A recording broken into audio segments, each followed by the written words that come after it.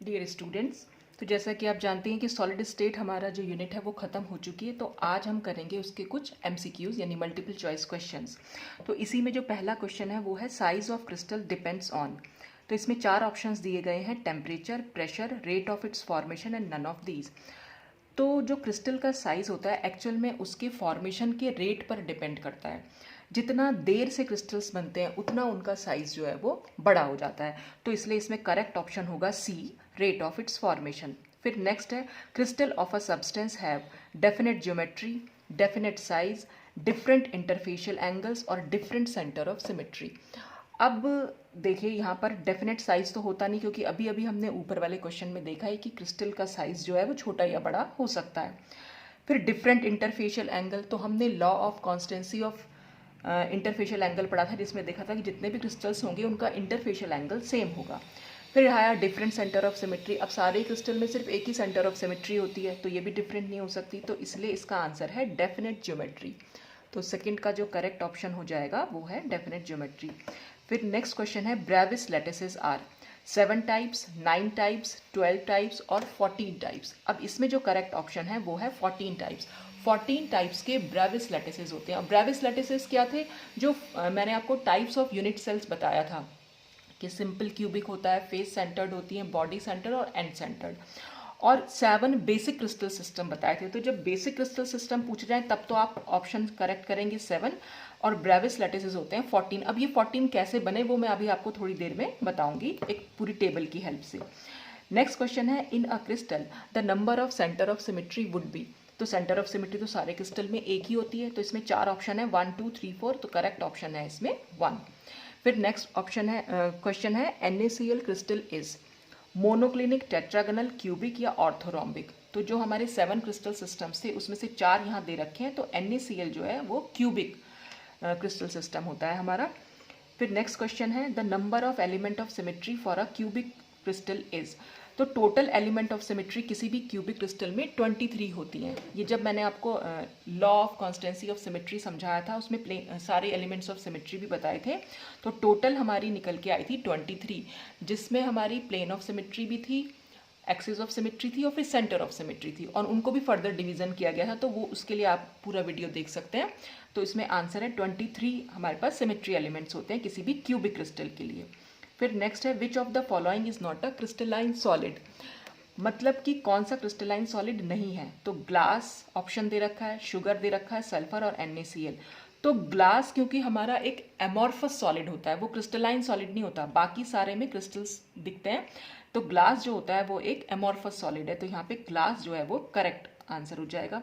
Next question है when A is not equal to B is not equal to C। A B C हमारे cell parameters होते हैं। ये जब मैंने स्टार्टिंग में यूनिट सेल बताई थी तब मैंने आपको बताया भी था, और उसमें मैंने अल्फा बीटा गामा भी आपको बताए थे क्या होते हैं। फिर मैंने 7 बेसिक क्रिस्टल सिस्टम बनाए थे और उन सब में इन सब की वैल्यू भी दिखाई थी। तो इसमें alpha not equal to beta not equal to gamma not equal to 90 degree the unit cell is. तो ये चीज़ आप हमेशा के लिए ध्यान रख लीजिएगा कि ऐसा क्रिस्टल सिस्टम हमारे पास सिर्फ एक ही है जिसमें ना तो ये तीनों चीज़ें एक दूसरे के इक्वल होंगी, ना ये तीनों एंगल एक दूसरे के इक्वल होंगे, और वो हमारा यूनिट सेल है ट्राइक्लिनिक। यानी वो हमारा जो बेसिक क्रिस्टल सिस्टम्स बताए थे मैंने आपको, उसी में से एक क्रिस्टल सिस्टम ट्राइक्लिनिक होता है, जिसमें ये जो ना तो सेल पैरामीटर और ना ही ये एंगल्स ये इक्वल नहीं होते हैं। अच्छा नेक्स्ट, और जो ये मैंने कटिंग कर दी है ना, ये सब क्वेश्चंस न्यूमेरिकल बेस्ड है, और न्यूमेरिकल के लिए आपके यहाँ कोई फॉर्मूला ऐसा दिया और नहीं है, सिर्फ एक n lambda 2d sine theta ही है, तो वो इसलिए ये मैं आपको नहीं करा रही हूँ। उस सिलेबस में भी आपके यहाँ कोई और फॉर्मूला है ही नहीं, तो इसलिए मैंने नहीं कराया। फिर नेक्स्ट है sodium chloride crystallises in an FCC lattice. तो सोडियम क्लोराइड जो है वो FCC लैटिस में क्रिस्टलाइज होता है, ये तो पता ही है, ये मैंने आपको सोडियम क्लोराइड के स्ट्रक्चर में भी बताया था।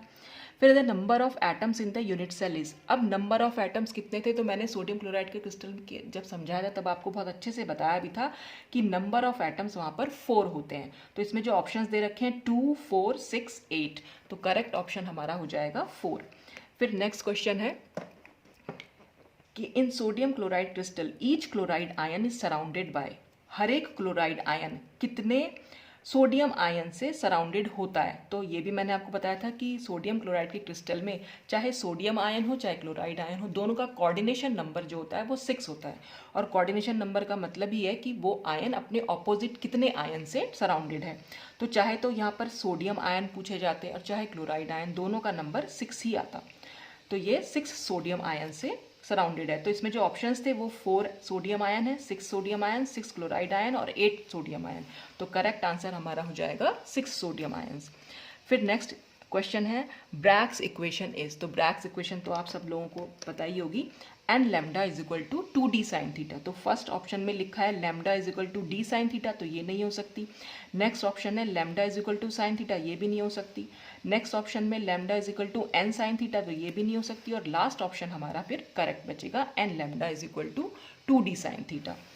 ठीक, अब इसमें नेक्स्ट क्वेश्चन आया, in a unit cell in a unit of NaCl crystal lattice the number of molecules present in। तो देखिए ये क्वेश्चन बिल्कुल पहले की तरह ही पूछा है, वहाँ नंबर ऑफ एटम्स पूछे थे, यहाँ नंबर ऑफ मॉलिक्यूल्स पूछे। तो उस एटम या मॉलिक्यूल से आप बिल्कुल मत कंफ्यूज होइएगा, नंबर आपको वहाँ पर 4 ही लिखना है। तो इसमें भी ऑप्शन 1 2 3 4 है, तो इसमें करेक्ट ऑप्शन हमारा हो जाएगा 4। अच्छा, नेक्स्ट है a body centred cubic unit cell has number of points, यानी नंबर ऑफ पार्टिकल्स कितने हैं। तो बॉडी सेंटर्ड, जब मैंने आपको टाइप्स ऑफ यूनिट सेल समझाए थे तब मैंने नंबर समझाए भी थे। बॉडी सेंटर्ड में क्या होता है, एक तो बिल्कुल बीच में हमारे यहाँ, जैसे ये मैं बॉडी सेंटर्ड अगर आपको बना के दिखाऊं, ये इस तरह से हमारा एक क्यूबिक क्रिस्टल सिस्टम है। इसमें कॉर्नर में होते हैं एटम्स और एक बीचों बीच होता है। तो जो बीचों बीच होता है वो इस क्यूबिक क्रिस्टल इसका अपना ही है, तो उसका नंबर हम 1 लिख देंगे। और जो ये कॉर्नर में हमें 8 एटम्स दिखाई दे रहे हैं, एक्चुअल में ये 8 एटम्स इसके नहीं है, हर एटम क्योंकि 8 यूनिट सेल्स में 8 यूनिट सेल में डिवाइडेड है, तो इसके अंदर इस पूरी यूनिट सेल में इसका सिर्फ 1/8 पार्ट ही आएगा।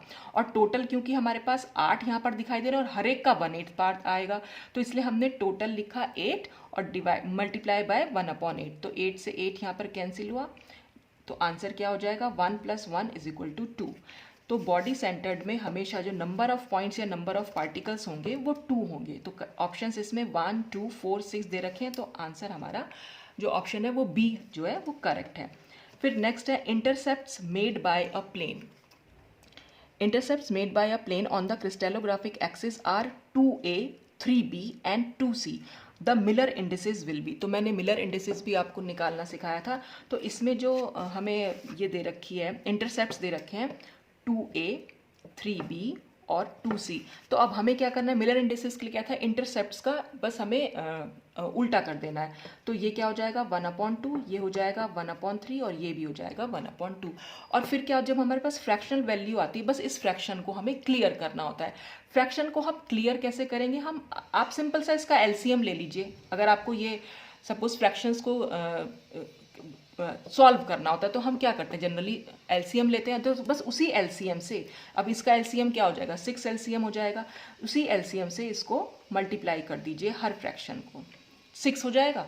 तो ये 2 3 जा 6, तो यहाँ पर 3 आंसर आएगा। ये 3 2 जा 6, तो ये 2 हो जाएगा। ये 2 3 जा 6, तो ये आपकी मिलर इंडिसेस निकल के आ जाएंगी। तो ये मिलर इंडिसेस भी मैंने अच्छे से समझाई हुई है, चाहे तो आप वो वाला वीडियो भी देख सकते हैं। तो आंसर हमारा 3 2 3 आएगा। तो यहाँ पर ऑप्शंस जो दे रखे हैं वो 2 3 2 है, 3 2 3 है, 3 2 2 है और 2 2 3 है। तो करेक्ट ऑप्शन हमारा 3 2 3 हो जाएगा। तो इस तरह से हम मिलर इंडिसेस निकालते हैं। तो जो भी इंटरसेप्ट दिए हैं बस आपको उनका उल्टा करना है और फिर फ्रैक्शन को क्लियर करना है with the help of LCM. फिर नेक्स्ट क्वेश्चन हम यहाँ पर देख ले रहे हैं। तो ये 17 क्वेश्चन मैंने छोड़ दिया है क्योंकि फिर से ये इस टाइप का कोई आपके पास सिलेबस में दे नहीं रखा है कुछ भी। Which one of the following is not a crystal, देखिए फिर से क्वेश्चन आ गया, नॉट अ क्रिस्टलाइन सॉलिड। तो रबर, सल्फर, ग्लास, प्लास्टिक। तो ग्लास हमारा जो होता है एमॉर्फस सॉलिड होता है। The simplest crystalline symmetry for a solid is, solid के लिए जो हमारी सिंपलेस्ट क्रिस्टलाइन सिमेट्री होती है, जनरली मैंने आपको बताया था सॉलिड जो है वो क्यूबिक फॉर्म में जो एग्जिस्ट करते हैं, तो यहाँ पर क्यूबिक सिमेट्री जो है वो निकल के आएगी। तो करेक्ट आंसर है क्यूबिक। इसमें जो दे रखे हैं वो ऑप्शन हैं क्यूबिक, मोनोक्लिनिक, ट्राइक्लिनिक और टेट्रागोनल। तो यहाँ पर क्यूबिक जो है वो करेक्ट ऑप्शन है। NaCl crystal is, NaCl crystal हमारा सिंपल क्यूबिक दे रखा है, face centred cubic, body centred cubic और एंड सेंटर्ड। तो मैंने आपको बताया था वो FCC या फेस सेंटर्ड होता है, क्योंकि कॉर्नर्स पर भी होते हैं उसके, जैसे यहाँ पर ये बना रखा था क्यूबिक आपके सामने, तो कॉर्नर्स पर तो होते ही होते हैं एटम्स, और फेस के बीच में भी होते हैं, तो इसलिए ये एक फेस सेंटर्ड क्यूबिक है। तो NaCl का क्रिस्टल जब मैंने समझाया तब बहुत अच्छे से समझाया हुआ है, चाहे तो आप वो वीडियो देख सकते हैं।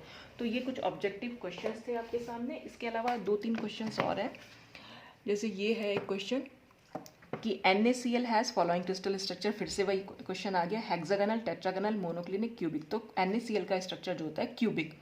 अच्छा, अगर ऑप्शन में क्यूबिक के साथ साथ फेस सेंटर्ड भी दे रखा है तो आप फेस सेंटर्ड को लगा के आइएगा, क्योंकि फेस सेंटर्ड ज़्यादा अच्छा माना जाएगा वहाँ पर। एन एमॉर्फस सॉलिड इज, फिर से एमॉर्फस सॉलिड के लिए आ गया NaCl, कैल्शियम फ्लोराइड, CaCl। तो ये तो हमने क्रिस्टल स्ट्रक्चर में पढ़े थे, NaCl और CaCl। कैल्शियम फ्लोराइड का भी हमारा वो ये होता है जो क्रिस्टलाइन सॉलिड।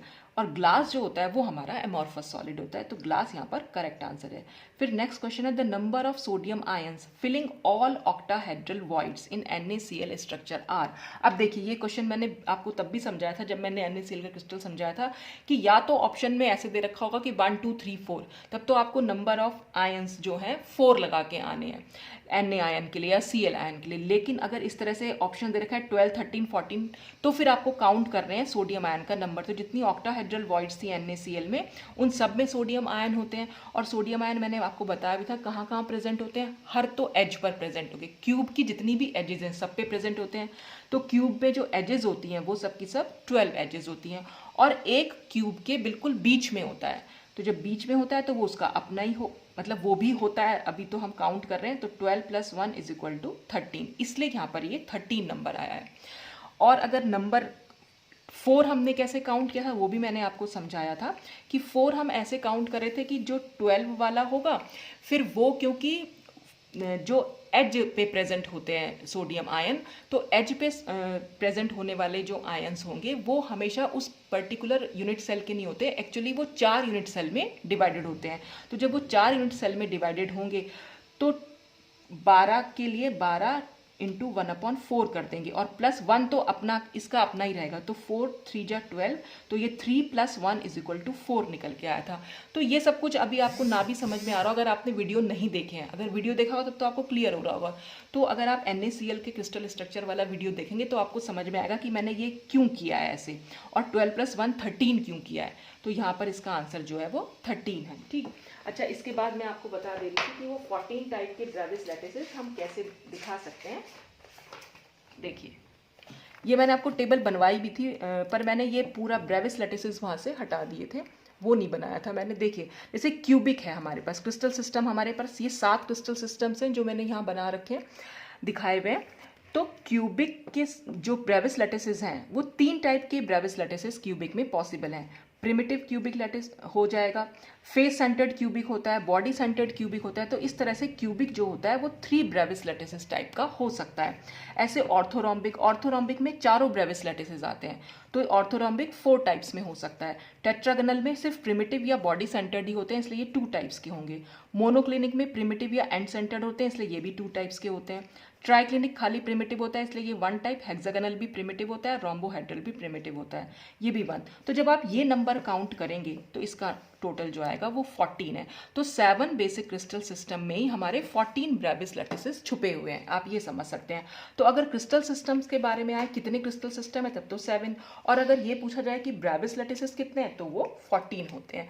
तो ये कुछ मल्टीपल चॉइस क्वेश्चन थे सॉलिड स्टेट के। अब नेक्स्ट वीडियो में हम नेक्स्ट यूनिट स्टार्ट करेंगे, तो आज के लिए बस इतना ही। Thanks for watching.